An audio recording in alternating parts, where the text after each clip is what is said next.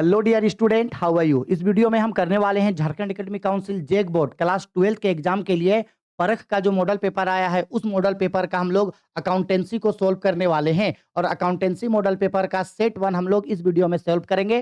शायद इसके ऊपर 3 या 4 सेट आया है, हम अभी पूरा सेट नहीं देखे हैं, ठीक है। लेकिन हम आप लोगों को सभी सेट आप लोगों को जरूर करवाएंगे, ठीक है। चलो एक एक करके करवाते हैं। और तबीयत फिर से मेरा खराब हो रहा है, आवाज आप सुन रहे होंगे फिर से भारी भारी आवाज हो रहा है। सुबह से कंटिन्यू वीडियो डाल रहे हैं, बहुत ज़्यादा थक गए हैं, लेकिन रुकना नहीं है, क्योंकि आज ही आप लोगों का इंग्लिश का भी सारा का सारा मॉडल पेपर हम आप लोगों को खत्म करके देंगे। क्योंकि हम जो वादा किए हैं एग्जाम में 90% हम लोगों को कम से कम लाना है, वो डेफिनेटली आएगा। बस आप लोगों को मेरे साथ साथ पढ़ना है। जो जो चीज़ जो जो होमवर्क आप लोगों को दे रहे हैं वो चीज़ वो होमवर्क आप लोग सब मेरे साथ साथ करोगे, ठीक है। चलो आओ, तो मॉडल पेपर जो परख है उसका पहला क्वेश्चन बोल रहा है the relationship of partner with the firm is that.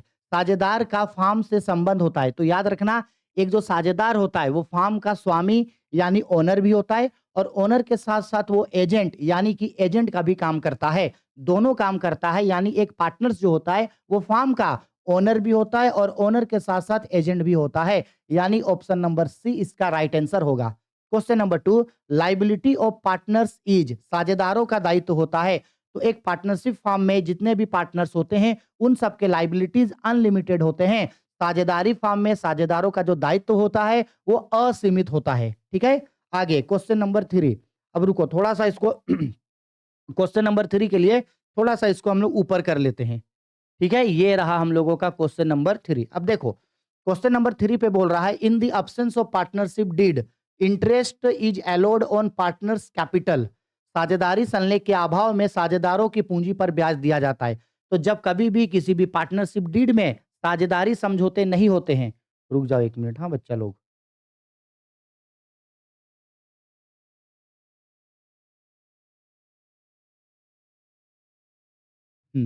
देखो क्वेश्चन नंबर 3 पे क्या बोल रहा था, साझेदारी संलेख के अभाव में साझेदारों के पूंजी पर ब्याज दिया जाता है। यानी अगर कभी भी साझेदारी समझौता नहीं होगा, यानी कि अगर पार्टनरशिप एग्रीमेंट कभी भी हम लोगों का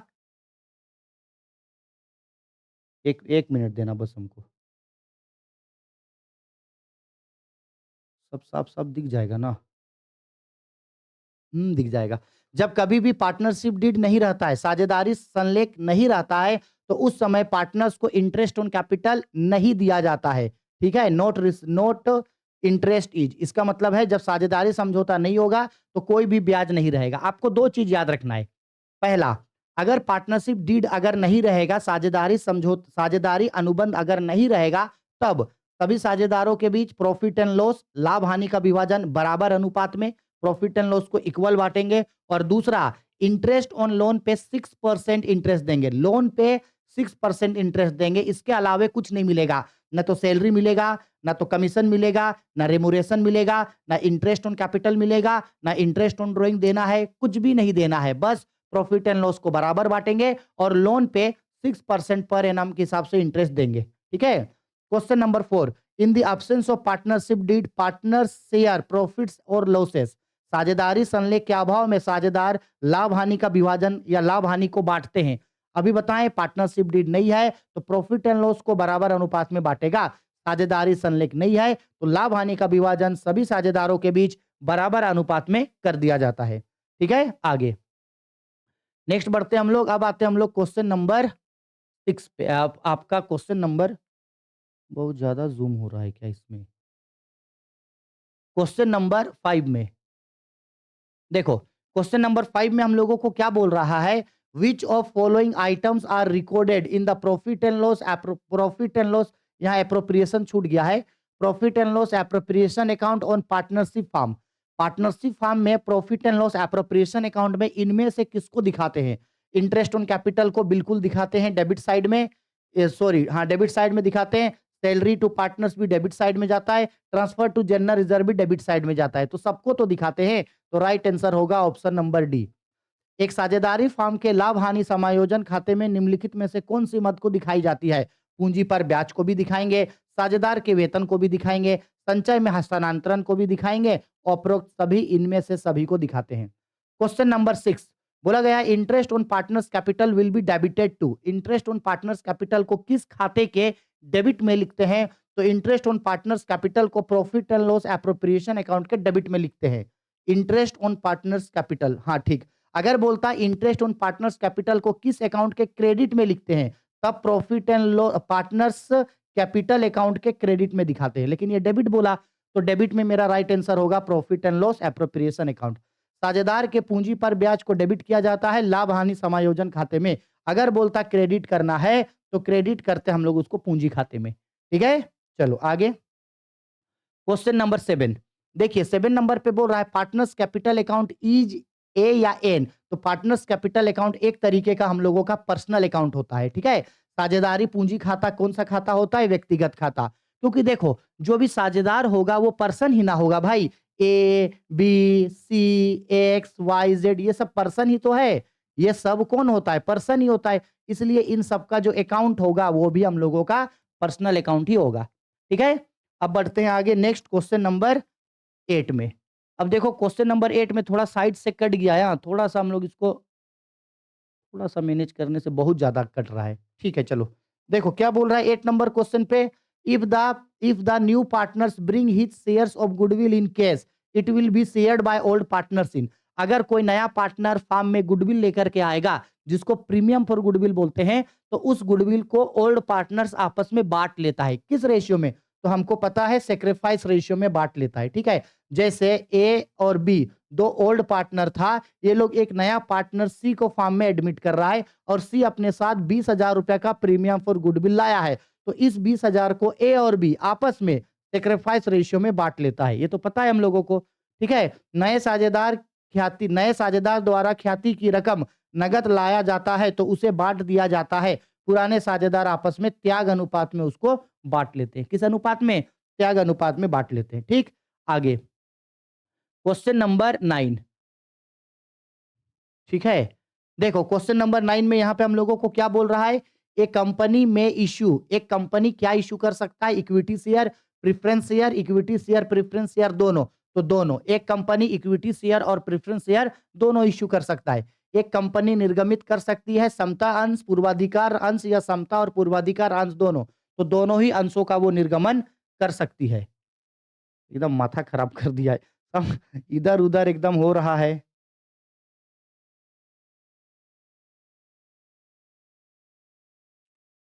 ठीक है, देखो आगे बोल रहा है क्वेश्चन नंबर 10 में बोला गया है issue of shares at A price lower than its face value is called.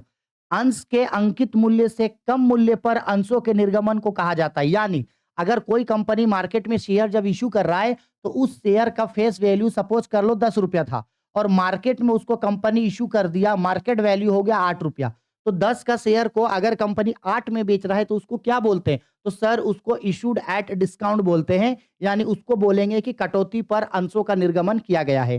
ठीक है, question number 11 on issue of shares premium is. अगर मान लो कि अंशों का निर्गमन प्रीमियम पर हुआ है, यानी अगर कंपनी शेयर इशू किया है, हमको पता है ना शेयर 2 तरीके से इशू होता है, at par at premium. Discount में तो इशू नहीं होता है, सेबी मना किया है।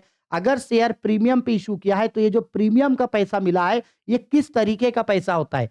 तो जो प्रीमियम पे पैसा मिलता है वो मेरा एक तरीके का कैपिटल प्रॉफिट होता है। यानी प्रीमियम पे जब शेयर को बेचा जाए तो प्रीमियम का जो पैसा मिलता है वो मेरे लिए पूंजीगत लाभ होता है, क्योंकि वो बार-बार मिलने वाला नहीं है। ठीक है? आया समझ में? अब आते हैं क्वेश्चन नंबर 12 पे। 12 में बोल रहा है who are real owner of a company. Company के वास्तविक स्वामी कौन होते हैं? तो याद रखना कंपनी का real owner equity share holder होता है। समता अंशधारी जो होता है वो कंपनी के असली मालिक होते हैं। ठीक है, तो कंपनी का रियल ओनर जो होता है वो इक्विटी शेयर होल्डर होता है। कंपनी का वास्तविक स्वामी जो होता है वो समता अंशधारी होते हैं। Equity shareholder are the real owner of the company. ठीक है, अब आते हैं क्वेश्चन नंबर 13 पे। अब देखो क्वेश्चन नंबर 13 पे हम लोगों को क्या बोल रहा है यहाँ? 13 नंबर पे बोला जा रहा है share holders received from the company. अंशधारियों को कंपनी से मिलता है। तो देखो जब कंपनी मार्केट में शेयर इश्यू करता है, क्या इश्यू करता है? शेयर। तो जो भी शेयर होल्डर्स कंपनी के शेयर्स को खरीदते हैं, जो भी शेयर होल्डर्स कंपनी के शेयर्स को जो भी शेयर होल्डर्स कंपनी के शेयर्स को खरीदता है तो कंपनी उन शेयर होल्डर को शेयर के बदले डिविडेंड देता है। याद रखना, शेयर्स के बदले कंपनी क्या देता है? डिविडेंड। अंशों के बदले कंपनी लाभांश देता है। और डिवेंचर के बदले कंपनी इंटरेस्ट देता है। ऋण पत्र के बदले कंपनी ब्याज देता है। याद रखना, शेयर पे डिविडेंड मिलेगा, डिवेंचर पे इंटरेस्ट मिलेगा। ठीक है। Question number 14, capital of a company is divided in units which is called. Company की पूंजी कुछ इकाइयों में विभाजित होती है जिसे कहते हैं। एक कैपिटल है, उस कैपिटल का जो छोटा छोटा भाग होता है उसको क्या कहा जाता है? तो कैपिटल जो होता है उसका जो छोटा छोटा भाग होता है वो मेरे लिए शेयर्स कहलाता है। पूंजी के छोटे छोटे टुकड़ों को अंश कहा जाता है। क्या कहा जाता है? अंश कहा जाता है। Question number 15, pro rata allotment of shares is made when there is. अंशों का समानुपात आधार पर आवंटित किया जाता है जब। तो याद रख, हम सबको पता है ना, प्रोराटा अलॉटमेंट सिर्फ तब बनता है जब कभी भी कंपनी शेयर या डिवेंचर को इशू किया है प्रीमियम पे। किस पे इशू किया है? प्रीमियम पे। तो याद रखना, प्रीमियम, सॉरी गलत बोल रहे हैं, प्रीमियम पे नहीं, ओवर सब्सक्रिप्शन हुआ है। जैसे मान लो कंपनी 1000 शेयर्स मार्केट में इशू किया था और कंपनी को सपोज कर लो 2000 शेयर्स का एप्लीकेशन मनी आ गया, तो ये जो ओवर सब्सक्रिप्शन का पैसा आया है इसी को प्रोराटा अलॉटमेंट पे एडजस्ट किया जाता है। तो प्रोराटा अलॉटमेंट सिर्फ तब जाता है जब ओवर सब्सक्रिप्शन होता है। ठीक है, यानी कि ओवर सब्सक्रिप्शन होता है, यानी कि अति अभिदान होने की दशा में इसको बनाया जाता है। ठीक है, हो गया। इस स्क्रीनशॉट लेना होगा तो ले लेना। ठीक है, चलो आगे आगे आते हैं क्वेश्चन नंबर 16 पे ना। डिवेंचर होल्डर्स आर, बोला गया है डिवेंचर्स होल्डर कंपनी का क्या होता है? इक्विटी शेयर होल्डर्स तो कंपनी का ओनर होता है। डिवेंचर होल्डर्स क्या होता है? तो डिवेंचर्स होल्डर कंपनी का क्रेडिटर्स होता है। ऋण पत्रधारी कंपनी के क्या होते हैं? ऋण पत्रधारी कंपनी के लेनदार होते हैं। क्योंकि डिवेंचर्स होल्डर कंपनी को एक तरीके का लोन दिया है। डिवेंचर्स होल्डर कंपनी को एक तरीके का लोन दिया है और उस लोन के बदले कंपनी उसको इंटरेस्ट चुकाता है। ठीक है, आगे question number 17, debentures holder received. Debentures holder को उनके द्वारा जो डिवेंचर्स खरीदा गया है उसके बदले कंपनी इंटरेस्ट देता है। ऋण पत्रधारियों को कंपनी ब्याज देता है। डिविडेंड कंपनी शेयर्स पे देता है। लाभांश कंपनी अंश पे देता है। Question number 18, discount on issue of debentures is the nature of. अगर कंपनी मार्केट में डिवेंचर को डिस्काउंट में इशू किया है तो वो किस तरीके का नेचर कहलाता है? तो वो कैपिटल लॉस है। याद रखना, प्रीमियम होगा तो कैपिटल प्रॉफिट होगा, डिस्काउंट होगा तो कैपिटल लॉस होगा। ऋण पत्रों के निर्गमन पर ब्याज देने वाले बट्टा किस प्रकृति का होता है? तो ये हम लोगों का होता है पूंजीगत हानि, यानी कि कैपिटल लॉस की कैटेगरी में ये मेरा आता है। ठीक है, आगे 18 हो गया। 19 नंबर, अब देखो 19 नंबर पे क्या बोल रहा है? Debentures of a company can be issued. बोला गया है डिवेंचर्स को इशूड कब कब किया जाता है? केस के लिए, बिल्कुल। अगर कंपनी को लॉन्ग टर्म लोन का जरूरत है तो वो डिवेंचर इशू कर सकता है। For consideration other than case, बिल्कुल। कंपनी कोई फिक्स एसेट खरीदा, उसके बदले पेमेंट करने के लिए कंपनी के पास केस नहीं है तो कंपनी चाहे तो डिवेंचर्स का पेमेंट कर सकता है, बिल्कुल कर सकता है। एज ए कोलेक्ट्रल सिक्योरिटी के रूप में कंपनी बैंक से लोन ले सकती है। उस लोन के बदले अगर चुकाने के लिए कंपनी के पास पैसा नहीं है तो उस लोन के बदले कंपनी डिवेंचर भी जमा रख सकता है, बिल्कुल सही। तो इनमें से सभी के लिए इशू किया जा सकता है। कंपनी के ऋण पत्रों का निर्गमित किया जा सकता है, नकदी के बदले में किया जा सकता है, बिना नकदी के प्रतिफल के रूप में भी किया जा सकता है, सहायता के बदले में भी किया जा सकता है। इनमें से सभी यहाँ एक्चुअल में होना चाहिए प्रतिभूति के रूप में। Question number 20, premium on redemption of debenture account is है। Premium on redemption of debenture account एक तरीके का लाइबिलिटी होता है। ऋण पत्र शोधन पर प्रीमियम खाता एक क्या होता है? दायित्व खाता होता है। क्या होता है? दायित्व खाता होता है। चलो क्वेश्चन नंबर 21, क्वेश्चन नंबर 21 पे देखिए क्या बोल रहा है। 21 नंबर क्वेश्चन पे बोला जा रहा है debentures can be redeemed. Debentures can be redeem. Redeemed का मतलब है डिवेंचर्स का पैसा वापस करना। जब कंपनी डिवेंचर इशू करता है तो इशू ऑफ डिवेंचर, उसके बाद अगर कंपनी 5 साल 10 साल 15 साल 20 साल में बोलता है कि लो भाई तेरा डिवेंचर का पैसा लो और हमको मेरा डिवेंचर दो, तो जब डिवेंचर्स का रीपेमेंट किया जाता है तो उसी को बोला जाता है रिडम्पशन ऑफ डिवेंचर। तो ये जो रिडम्पशन ऑफ डिवेंचर है वो कंपनी कितने तरीके से कर सकता है? बाय एनुअल ड्रॉइंग मेथड से बिल्कुल कर सकता है। Bye purchasing in the open market, अपने डिवेंचर्स को ओपन मार्केट से दोबारा खरीद सकता है, बिल्कुल। बाय कन्वर्जन अपने डिवेंचर्स को शेयर्स में बदल सकता है, बिल्कुल। तो इसका राइट आंसर होगा डी, इनमें से सबके द्वारा वो डिवेंचर का पेमेंट कर सकता है। ऋण पत्रों का शोधन किया जा सकता है, वार्षिक आहरण विधि द्वारा किया जा सकता है, खुले बाजार में क्रय करके भी किया जा सकता है, परिवर्तन द्वारा भी किया जा सकता है। ऑप्शन नंबर डी इसका राइट आंसर होगा। Question number 20, which of the following is not source of cash? इन चारों में से कौन सा चीज ऐसा है जिससे सोर्स ऑफ कैश नहीं होगा? अब हम बता दे रहे हैं, सोर्स ऑफ कैश का मतलब होता है inflow of cash. Inflow of cash, cash flow statement हम सब लोग पढ़ चुके हैं ना। इनफ्लो ऑफ कैश का मतलब है कि इन चारों में से कौन सा एक्टिविटी करेंगे जिससे कैश हमको नहीं मिलेगा। तो चलो देखते हैं। इशू ऑफ शेयर, बताओ ना, अगर शेयर इशू करेंगे तो भाई इससे तो कैश आएगा। परचेजिंग ऑफ मशीनरी, मशीन खरीदेंगे तो कैश आएगा नहीं, कैश जाएगा। ठीक है। सेल ऑफ एसेस्ट, एसेस्ट बेचेंगे तो कैश तो आएगा। डिविडेंड रिसीव्ड, डिविडेंड रिसीव होगा तो भी कैश आएगा। ये बोला है किसमें कैश नहीं आएगा, तो परचेज ऑफ मशीनरी में कैश नहीं आएगा। ठीक है, ऑप्शन बी राइट आंसर। निम्नलिखित में से कौन सा रोकड़ का स्रोत नहीं है? तो भाई मशीनों का क्रय करना रोकड़ का स्रोत नहीं है, क्योंकि ये रोकड़ बहिर्गमन है, यहां से कैश चला जाएगा। Question number 23, which while calculating net profit before tax which will be added to next profit? अगर हम नेक्स्ट प्रॉफिट बिफोर टैक्स निकाल रहे हैं तो नेक्स्ट प्रॉफिट में इन चारों में से हम किसको जोड़ेंगे? तो हम लोग जोड़ेंगे इंक्रीज इन जनरल रिजर्व को। ठीक है। कर से पूर्व शुद्ध लाभ ज्ञात करते समय शुद्ध लाभ में किसको जोड़ा जाता है? तो सामान्य लाभ में या सामान्य संचय में वृद्धि को जोड़ेंगे। ठीक है, सामान्य संचय को वृद्धि में जोड़ेंगे। ऑप्शन नंबर बी इसका राइट आंसर होगा। क्लियर है? आगे क्वेश्चन नंबर 24। अब देखिए क्वेश्चन नंबर 24 पे क्या बोल रहा है, बार बार इधर उधर करना पड़ रहा है इसको। क्वेश्चन नंबर 24 पे देखो क्या बोल रहा है। क्वेश्चन नंबर 24 पे यहां पे बोला जा रहा है cash flow from operating activities will decrease due to. अगर हम cash flow from operating activity बना रहे हैं तो इन चारों में से किसको हम लोग घटाएंगे? चलो देखते हैं। इंक्रीज इन करंट एसेस्ट, अब बताओ करंट एसेस्ट अगर इंक्रीज होता है तो इंक्रीज इन करंट एसेस्ट घटाया जाता है कि नहीं? सर बिल्कुल घटाते हैं। डिक्रीज इन करंट एसेस्ट को जोड़ते हैं, इंक्रीज इन करंट एसेस्ट को घटाते हैं, सही बात है। Option be decrease in current liability, बिल्कुल इसको भी घटाते हैं। इंक्रीज इन करंट एसेस्ट को जोड़ते हैं, डिक्रीज इन करंट लायबिलिटी को तो घटाते हैं। तो ऑप्शन ए और ऑप्शन बी दोनों सही है। तो ऑप्शन सी पे बोल रहा है नीदर ए एंड बी, ये गलत बोल रहा है। ऑप्शन डी इसका राइट आंसर होगा, ए और बी दोनों। संचालन क्रियाओं से रोकड़ प्रवाह में कमी आएगी, चालू संपत्तियों में वृद्धि होने से कमी आएगा, चालू दायित्वों में कमी होने से भी कमी आएगा, यानी ऑप्शन डी इसका राइट आंसर होगा। Question number 25, an example of cash flow from investing activity is. इन चारों में से कौन सा चीज इन्वेस्टिंग एक्टिविटी का एक एग्जांपल है? आओ देखते हैं। इशू ऑफ डिवेंचर, भाई डिवेंचर को इशू कर रहे हैं, ये तो मेरा फाइनेंसिंग एक्टिविटी का पार्ट हुआ ना।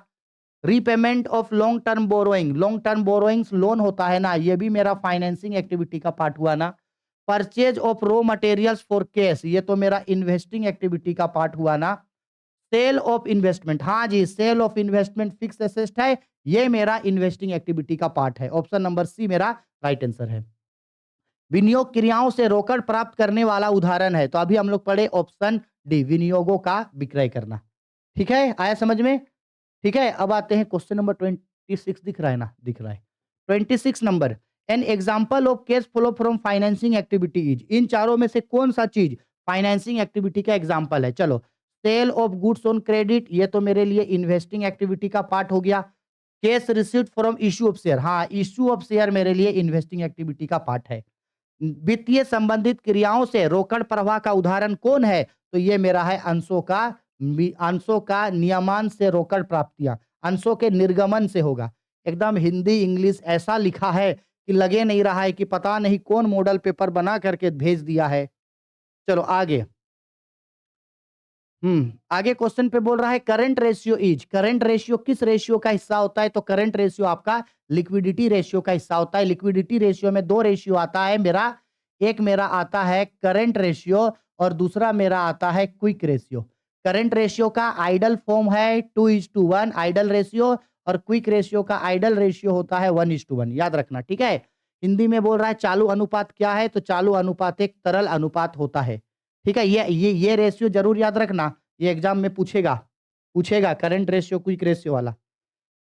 क्वेश्चन नंबर 28 बोल रहा है आइडल क्विक रेशियो। तो देखो अभी आइडल क्विक रेशियो देखे थे ना, आइडल क्विक रेशियो होता है 1:1 और आइडल आइडल करंट रेशियो बोलता है तो आइडल करंट रेशियो होता है 2:1। ये आइडल करंट रेशियो होता है, ठीक है। आदर्श शीघ्र अनुपात होता है 1:1 और अगर आदर्श चालू अनुपात बोलता तो चालू अनुपात मेरा ये होता है, चालू अनुपात मेरा 2:1 होता है, ठीक है ना। इसको अच्छा से याद रखना। आगे आते हैं क्वेश्चन नंबर 29 पे। 29 नंबर क्वेश्चन पे क्या बोल रहा है?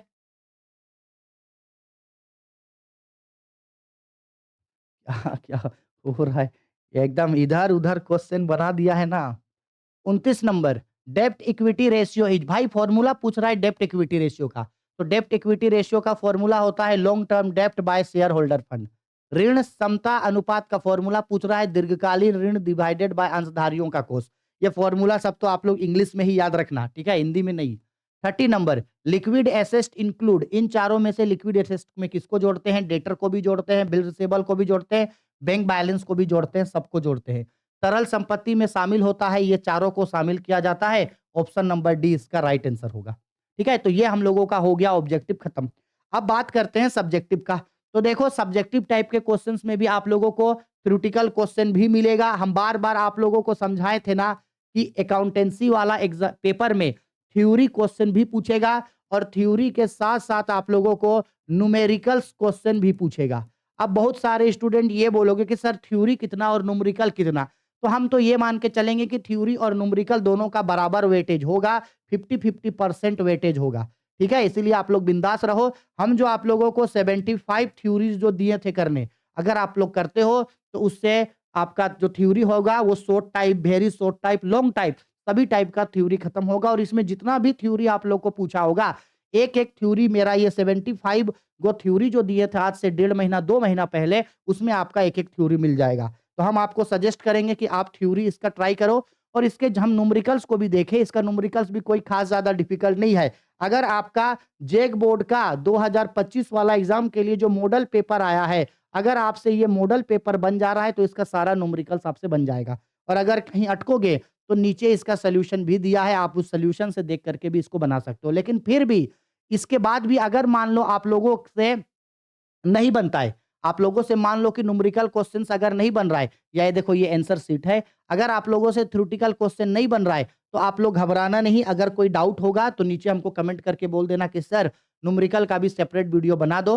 तो ऑब्जेक्टिव के बाद हम न्यूमेरिकल का सेपरेट अलग से वीडियो बना देंगे जिसमें आप लोगों को एक एक न्यूमेरिकल बता दे। लेकिन हमको जहां तक लगता है कि कॉमर्स का स्टूडेंट सबसे ज्यादा अपने पूरे साल में अकाउंटेंसी को ही सबसे ज्यादा पढ़ता है, ठीक है, फिर चाहे वो ऑनलाइन पढ़ रहा है या ऑफलाइन पढ़ रहा है। और अभी एग्जाम इतना नजदीक में है तो हमको नहीं लगता है कि किसी क्वेश्चन को सब्जेक्टिव क्वेश्चंस में कोई डाउट है। लेकिन फिर भी अगर आपका किसी कारण से डाउट है, आपका कॉन्सेप्ट क्लियर नहीं है या आप नहीं पढ़ पाए हो, चाहे कोई भी रीजन है, न्यूमेरिकल नहीं बनता है, तो नीचे हमको कमेंट करके बता देना। हम न्यूमेरिकल भी आप लोगों को जरूर बता देंगे, ठीक है। मिलते हैं नेक्स्ट वीडियो में। और आज ही हम लोग सारा का सारा ऑब्जेक्टिव क्वेश्चंस को खत्म करने वाले हैं। न्यूमेरिकल थ्योरेटिकल में जो डाउट होगा वो हमसे जरूर आप लोग नीचे कमेंट बॉक्स पे कमेंट करके पूछ लेना।